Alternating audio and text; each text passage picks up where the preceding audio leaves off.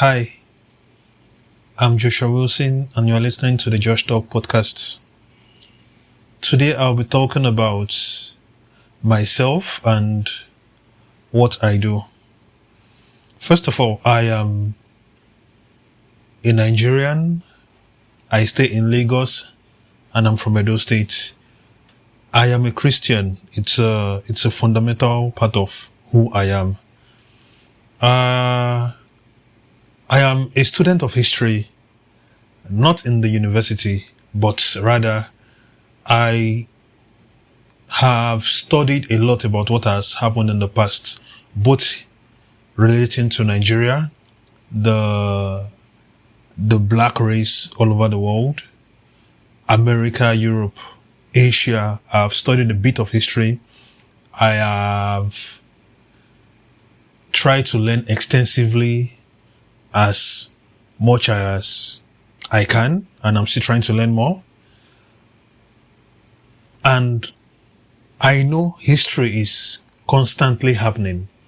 It is not something that is restricted to the past. So I try to keep up as much as possible with the news, with what is going on around me, with pop culture. Now, some people would say, why would a Christian be keeping up with pop culture? To that, I would say it is best to understand where you are and what is happening around you, so you don't get lost without even being aware that you are lost. Because the worst person to follow is the person who does not know where he's going to, nor where he is, worst of all, where he's coming from.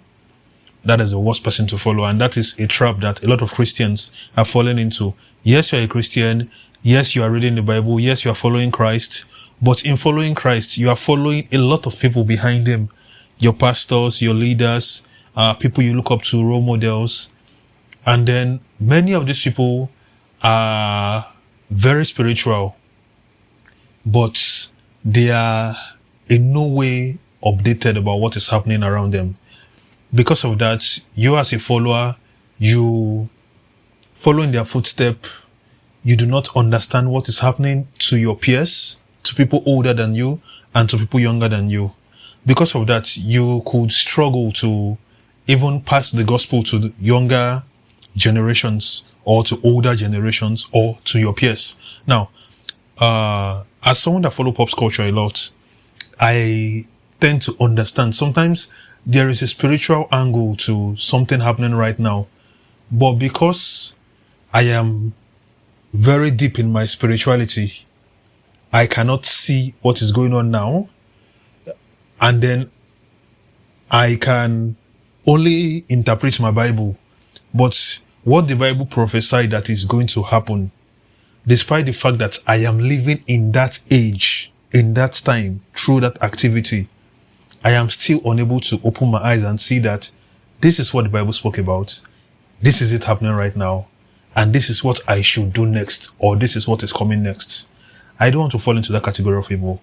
So as a Christian, I stay updated about pop culture, about current affairs, about politics, about sports, about economics, about finance, about every aspect, governance, education, and lots of other things. I stay as updated as I can, so that if I ever have the opportunity to relate with someone else, I am not cut off. I am not far behind. But even when relating with you in whatever way, I will be discussing football with you. I support Liverpool. I will be discussing about the current match, the last match, the next match, and I will comfortably slip in a scripture there, a biblical perspective to something that happened. And some Christians would say, oh, that's ungodly. That is not Christian-like. Or that is not born-again-ish. But the truth is, I am a Christian. It affects every way of life. Of me, for me. So, I believe it is normal for me to know, this is just like this other thing from the Bible, which is also just like this other thing that my government is doing in my country, which is reflective of something going on in the USA at this time or in the UK at this time. Now, that is me. So, someone want to ask what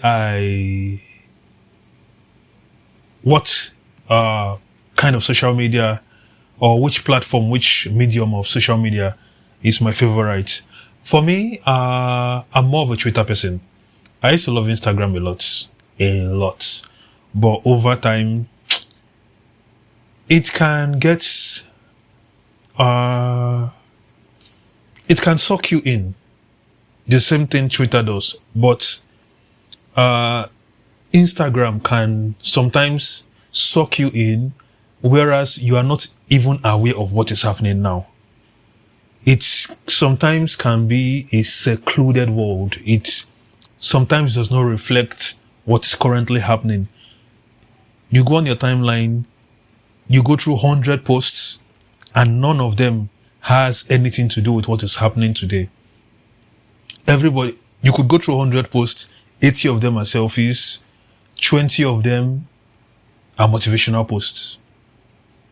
None of that has anything to do with what is happening. It is not easy, like, you don't get the latest. It does not connect unless I go into the comment section. And when you go into the comment section, depending on who posted it, who are their followers, who they interact with, that will reflect in the comment section. So sometimes the comment section is still not indicative or reflective of current happenings. So because of that, I am more drawn to Twitter. In Twitter, maybe it's a reflection of who I am. In Twitter, we could be talking about the Bible. Some people say Christian Twitter, education Twitter, sports Twitter, football Twitter, late night Twitter, and other segments of Twitter. Now, in the middle of football Twitter, someone is not scared to just throw in a verse of the Bible too. In the middle of politics, someone is not scared to talk about sports. So, everything happening in the world at every given time, a better percentage of time, it reflects on Twitter. It is easy to stay updated. You don't have to take a picture to prove it is happening. You don't have to link it to a video in order to get people to see it. Just write about it. It can organically blow up and people see it quickly. So, I am more of a Twitter person than Instagram. Then as for Facebook, I used to be quite active on Facebook. Not that I post a lot, no, I keep up with my friends, family, colleagues, news item. But for probably up to 4 or 5 years now, I have restricted the use of Facebook to just an occasional scroll. So every once in a while, I'll go to Facebook, scroll down, see my closest friends, my family members, see what they've been up to. Some of my classmates, some of my colleagues, see what they've been up to, and I'm out. I don't stay on Facebook the way I used to. As a matter of fact, I do not have the Facebook app on my phone anymore. Facebook Lite, I do not have it. And as for Facebook Messenger, I have disabled my Facebook Messenger for probably up to 6-7 years now. Let me just say, nothing good has ever come out of me chatting on Facebook. Nothing good. And the few people I do enjoy chatting with occasionally, I have their number. So whatever we have to say, we can do it on WhatsApp. So I would rather chat with you on WhatsApp than on Facebook. So if you have been sending me messages over the year, I do not respond on time or whatever, please just understand. And funny thing, if you ask for my number at any time, I am not that personal or private. I am not yet a big man like that I will say I'm avoiding some people. No, I'm not. So easily you chat me up on WhatsApp, we are good to go. But for Facebook, it can be time consuming. And it is not as wholesome as I would have loved it to be. So I don't use Facebook like that anymore. There are other social media platforms, Snapchat, the other one, different other ones that have come and gone. TikTok, that's a new popular one. For some reason, I've never felt moved to really use it. I have installed them. I have used them a couple of times. I can comfortably say I understand them fairly well. Like, if I open it, I wouldn't be totally lost in it. But I just don't enjoy using them like that. For me, I'm sticking with Twitter number 1, Instagram number 2, the occasional Facebook, occasional Pinterest, then my blog, madlife.com. There I do my own piece of social commentary. I try to educate whoever is reading. I try to entertain, because I write stories, fiction, non-fiction, a new perspective to past events. I try to entertain. And I think it is actually enjoyable. It is quite pleasurable, because so far so good, I've been getting good reviews. And not because those people are my friends, but because they genuinely enjoy it. I've enjoyed that quite a lot. I enjoy writing. But then, I hardly write anything fresh, anything new on Twitter. On Twitter, what I usually do is retweet and like. Once in a while, I'll take a screenshot and share it on my WhatsApp status. But I immediately share, retweet, and like. Then, podcasts. I have a couple of podcasts. Hopefully one day to be good enough and have good enough following that I'll be able to call it a podcast network. Yeah, I look forward to that.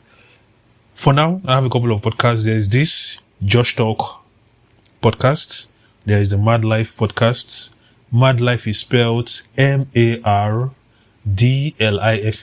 Mad Life. There is Mad Music podcast. There's Mad Moment podcast. Mad Moment podcast is more of the spiritual side to me. It's more about Christianity. It's more about connecting to God through Christ. That is what it's about. Mad Life podcast is about a general feel of things that as they go down on the Mad Life website. Sometimes there are issues that are best discussed. It is better you can hear me talk about them rather than just write about them. And every once in a while, I feature a guest, a friend, on the Mad Life podcast. The Mad Music podcast is supposed to give another perspective to music, both past and present. I haven't done a lot of that. I think I would start doing them more frequently now. Hopefully this week I'm able to work to schedule, because I actually have a schedule for all of these platforms, but I have not been faithful in keeping up with them. I will try to do that as much as possible. Share with your friends. Search for each of these on your podcasting platform, on Facebook, on Twitter, on Instagram, on YouTube. Search for Mad Life TV, Mad Life Podcast. I Just Will, that is IJOSWIL, that is I, Joshua Wilson, I Just Will. Just search for me on all of these platforms also, and follow me, like my page, share with your friends. There would be interesting stuff. If you go on my timeline, I think you'll find a few things you would like. And I believe that will justify you following me for more. As much as possible, I want to be a source of joy, a source of entertainment, a source of upliftment, a source of education, a source of inspiration for people. I want to be able to turn a frown into a smile.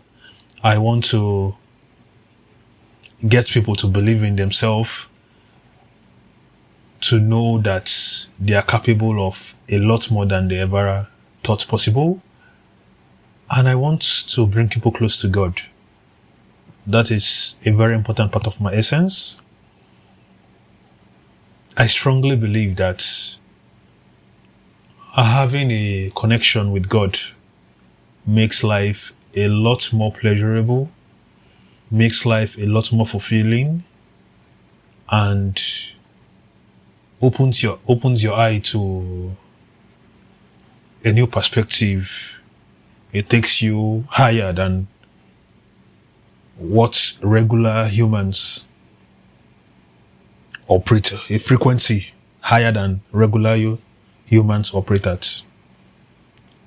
This is like an introduction. I know there have been a couple of episodes of this podcast already, but I felt it is necessary for me to do this introduction.